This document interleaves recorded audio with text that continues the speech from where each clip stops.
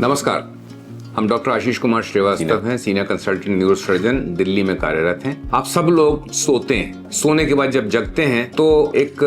क्रिया होती है जिसमें हम लोग अंगड़ाई लेते हैं, या बहुत देर कुर्सी मेज पे काम करने के बाद उठते हैं तो अंगड़ाई लेते हैं, या बहुत मेहनत का काम करने के बाद जब है तो शरीर को जो है थोड़ा ऐसे टेढ़ा मेढ़ा करते हैं ताकि जो है हमको आराम मिले, उनमें रक्त का प्रभाव भी अच्छा हो जाए। अब इसको कुछ लोग जो है थोड़ा ज्यादा करते हैं तो इसको पीठ का चटकाना कहा जाता है। आपने देखा होगा कुछ लोग अपनी उंगलियों को भी चटकाते हैं, अंगूठे को चटकाते हैं, जोड़ों को चटकाते हैं। कि देखा जाए तो पहले तो हम ये समझें कि ये आवाज होती क्यों है और किस लिए हम करते हैं। ये जो चटकाना है, पीठ का चटकाना हो या उंगलियों का चटकाना, जो है एक क्रिया है जिससे हम अपने लंबे समय से अटके हुए जोड़ या मांसपेशियों को पुनः चलाने का प्रयास करते हैं। अब सब जगह जोड़ है, यदि जोड़ में थोड़ा सा सूजन है और वहां पे अगर गैस तो नहीं कहूंगा, बहुत माइक्रो बबल्स होते हैं जो होते हैं, वो अगर फटते हैं तो आवाज आती है, चड़क करके आवाज आती है। इसके अलावा जोड़ों के हड्डियों के आपस में टकराने से भी आवाज हो सकती है, तो इन चीजों से वो आवाज सी आती है। लेकिन ये चटकाने वाली क्रिया आवश्यकता से अधिक कर दी जाए तो ठीक नहीं होती, क्योंकि इसके दुष्प्रभाव हो सकते हैं। आप समझ सकते हैं, यदि आप किसी जोड़ को बार बार असामान्य मुद्रा में ले जाते हैं और फिर वापस लाते हैं तो जोड़ की हड्डियों पे, उसके कार्टिलेज पे, उसके स्नायु पे असर पड़ता है, जिससे उसमें रोग भी हो सकता है और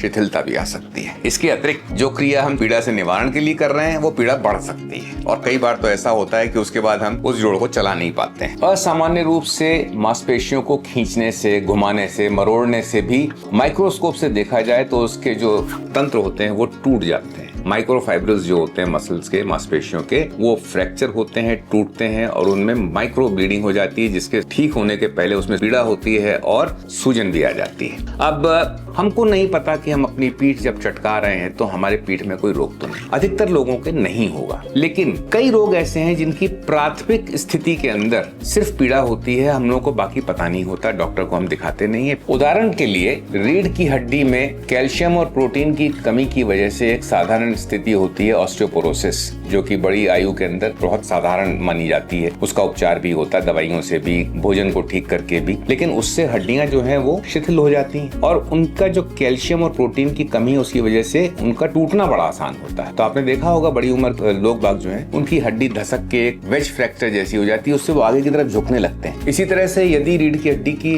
अंदर टीबी है या छोटी मोटी डिस्क निकली हुई, आजकल तो डिस्क का निकलना कोई बड़ी बात नहीं है, सबके होती है, लेकिन वो जब तक कोई लक्षण नहीं कर रही, कोई दुष्प्रभाव नहीं दे रही, तब तक उसको हम लोग प्राथमिक स्थिति मत समझते हैं। लेकिन यदि आपने अपने शरीर को आवश्यकता से अधिक तोड़ मरोड़ दिया, हिला डुला दिया, उसको जो है चटकाने का प्रयास करा, तो आप सोच सकते हैं कि वो हड्डी टूट जाएगी और उसके बाद एक साधारण सी जो प्राथमिक स्थिति थी वो बढ़ के बड़ी बीमारी बच जाएगी। धन्यवाद।